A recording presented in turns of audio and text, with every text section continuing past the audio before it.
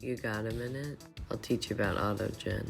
If you're good at prompt engineering, you know you can get good stuff out of GPT if you can give it, like, the right information. But it's really tedious to tell it to keep going or keep trying stuff after it kind of runs aground.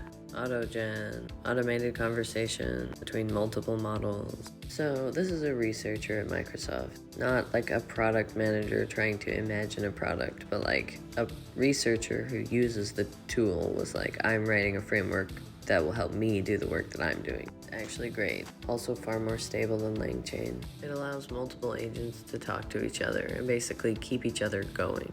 Basically, it works like this. You define two agents by writing two different system instructions, and then you write a little tiny bit of Python. It's really small, and I'll show it to you. And that makes them talk and do stuff. You can also write code and execute code. So if they need to use code to figure something out, they can.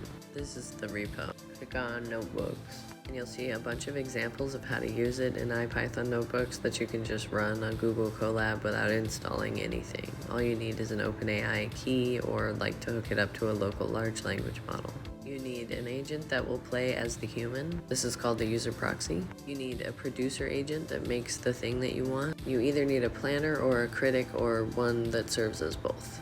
A coder and a product manager is like the classic idea here that most coders know, and so it's a good example. And then you just tell it something to do, and then it will iteratively try to resolve the issue until it does.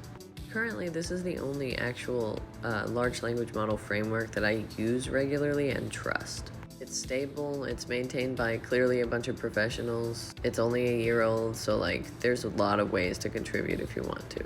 There's a lot of, frameworks out there that like LangChain or like Crew AI that I feel like don't really add anything, but this adds a lot of things that I actually need and actually want. If you don't know how to arrange an agent hierarchy, it's because you don't know management, but that's another video.